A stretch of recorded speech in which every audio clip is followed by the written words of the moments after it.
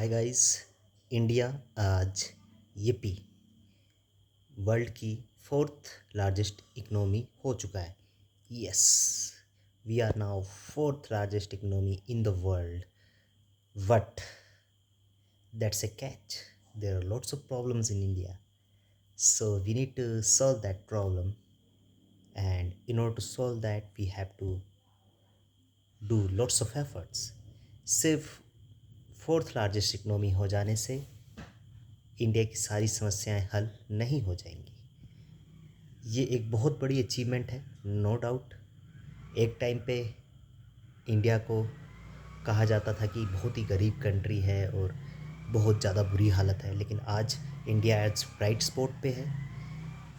इसका श्रेय आप पिछली गवर्नमेंट्स को भी दे सकते हो।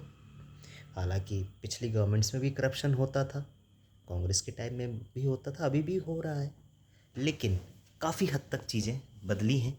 और इसमें आप कांग्रेस पार्टी को भी आप क्रेडिट दें कि उन्होंने भी जब वो सत्ता पे थे तो उन्होंने भी अच्छी अच्छी पॉलिसीज़ बनाई। और सबसे अच्छी बात, बीजेपी ने बाद में एफर्ट्स दिए और जिस वजह से आज हमारी कंट्री की इकनॉमी 10 साल के अंदर विद इन 10 ईयर्स हम डबल हो चुके हैं। $2 ट्रिलियन से $4 ट्रिलियन।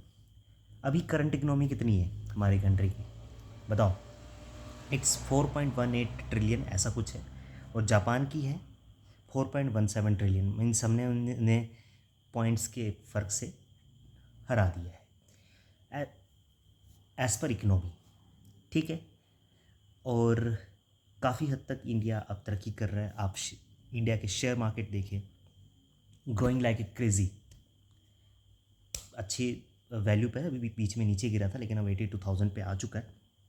तो इन्वेस्टर्स को खूब अच्छा खासा रिटर्न भी शेयर मार्केट ने ये भी दिया है।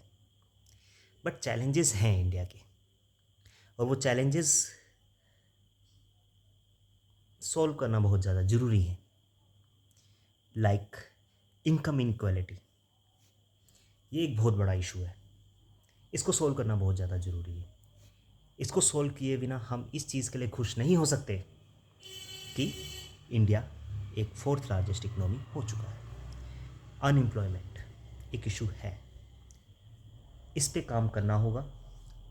Income inequality, income security, social security, इसमें इंडिया अभी भी थोड़ा पीछे है।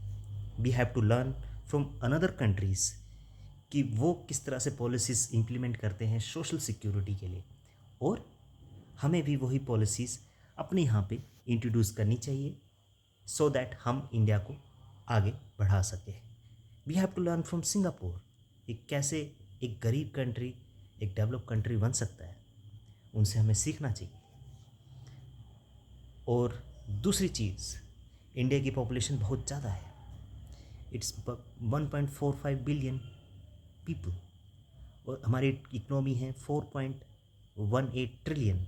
जापान की पॉपुलेशन है अराउंड 12 करोड़ और इनकी इकनॉमी है 4.17 करोड़। तो उस हिसाब से देखें तो इनकम पर पर्सन जो है, जिसे हम पर कैपिटा इनकम भी कहते हैं, उसमें ज़मीन आसमान का अंतर है जापान और इंडिया के बीच में। तो ये भी एक इशू है, इसको भी सॉल्व करना ज़रूरी है। इसको सॉल्व किए बिना हम इस चीज़ के लिए खुश नहीं हो सकते कि इंडिया की इकनॉमी फोर्थ लार्जेस्ट इकनॉमी हो चुकी है। नो डाउट ये एक अचीवमेंट है। आज हमें दुनिया के सामने हाथ नहीं फैलाना पड़ रहा। एक टाइम पे भुखमरी की समस्या थी तो हमें इंपोर्ट करना पड़ता था अनाज वगैरह, लेकिन आज वैसी स्थिति नहीं है। अगर आप देखेंगे हमारे नेबरिंग कंट्री पाकिस्तान को हर बार लोन के लिए आईएमएफ के पास जाना पड़ता है, बट इंडिया के साथ वो प्रॉब्लम नहीं है। इंडिया का जो फॉरेन रिज़र्व है वो अराउंड $650 बिलियन के आसपास है। इससे ज़्यादा भी हो सकता है, बट 650 के आसपास तो होगा ही। तो ये एक बहुत बड़ी चीज़ है, बट समस्याएं हैं इंडिया के साथ, उसे सॉल्व करना भी ज़रूरी है। लाइक हमें और आगे बढ़ना है। हमारा इंपोर्ट अभी भी ज़्यादा है एज़ कम्पेयर टू एक्सपोर्ट, इसको हमें ठीक करना होगा। इस इस वजह से डेफिसिट पैदा होता है। तो हमें इसको रिजॉल्व करने की ज़रूरत है कि हम इंपोर्ट कम करें और हमारे प्रोडक्ट्स जो है एक्सपोर्ट ज़्यादा हो। जब एक्सपोर्ट ज़्यादा होगा तो हम अपनी इकोनॉमी को और ज़्यादा मजबूत कर सकते हैं, और ज़्यादा स्ट्रॉन्ग बना सकते हैं। तो ये बहुत ज़्यादा ज़रूरी है। नो डाउट अभी की करंट एनडीए गवर्नमेंट इस पे काम कर रही होगी, इलेक्ट्रिक व्हीकल्स को प्रमोट कर रही है, सो दैट हमारा जो ऑयल का इंपोर्ट है गल्फ कंट्री से और भी कंट्री से वो कम हो। तो इस पे सरकार को शाबाशी देनी चाहिए। बट चैलेंजेस हैं जिस पे सरकार कोशिश तो कर रही होगी बट कामयाब नहीं हो पा रही है। Like manufacturing industry, manufacturing sector में इंडिया को बहुत ज़्यादा एफर्ट्स डालने की ज़रूरत है, सो दैट हम उस पर एक टॉप स्पॉट में आ सके। अभी चाइना मेरे ख्याल से नंबर 1 पे है मैन्युफैक्चरिंग सेक्टर में, बट हमें नंबर 1 होना है। तो इसके लिए सरकार को प्रयास करने होंगे।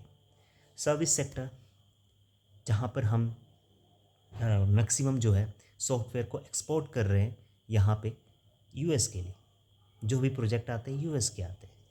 और जो भी हमें कोशिश करनी होगी, सरकार को इनकरेज करना होगा लोगों को कि वो प्रोडक्ट बेस्ड कंपनीज बनाएं, सो दैट हमारे जो सॉफ्टवेयर प्रोडक्ट्स हैं वो बाहर भी एक्सपोर्ट हो सके।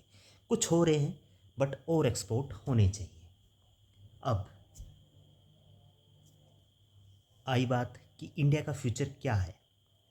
2047 तक ये टारगेट है कि इंडिया एक डेवलप्ड कंट्री होगा, बट ये ड्रीम तभी अचीव होगा जब विद सभी लोग एफर्ट के साथ काम करें और सरकार ऐसी पॉलिसीज़ बनाए, ऐसे पॉलिसीज़ लेके आए जिससे हमारी इकोनॉमी और ज़्यादा तेज़ी से बढ़े। अभी इंडिया की जो करंट जीडीपी ग्रोथ रेट है वो 6.8% है, बट वो काफ़ी नहीं है। हमें 8 to 9% तक पहुंचना है। कांग्रेस के टाइम में ये 8 to 9% हो रही थी, बट अब नहीं हो पा रही है। तो हमें ये ढूंढना होगा कि ये क्यों नहीं हो रही है।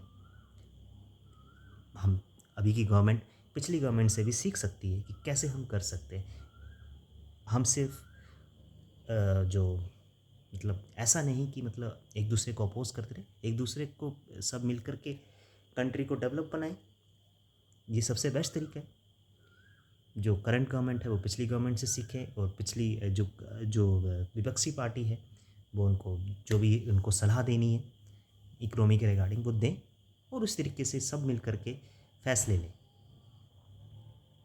अंत में यही कहूँगा कि इंडिया का फ्यूचर ब्राइट है, और इंडिया नंबर 4 क्या नंबर 1 इकोनॉमी भी बन सकता है, लेकिन वो तभी होगा जब हम सब मिल कर के और सरकार भी पूरे एफर्ट डाल करके इस देश को मजबूत बनाए। वीडियो कैसा लगा तो ज़रूर आप वीडियो को लाइक करें अगर अच्छा लगा, और मेरे चैनल को ज़रूर सब्सक्राइब करें, और कमेंट सेक्शन में कुछ सजेशंस हैं तो उसे आप ज़रूर लिखें। तब तक आप मैं नेक्स्ट वीडियो के साथ अगले दिन में या कुछ दिनों के बाद आऊँगा। Bye bye, take care.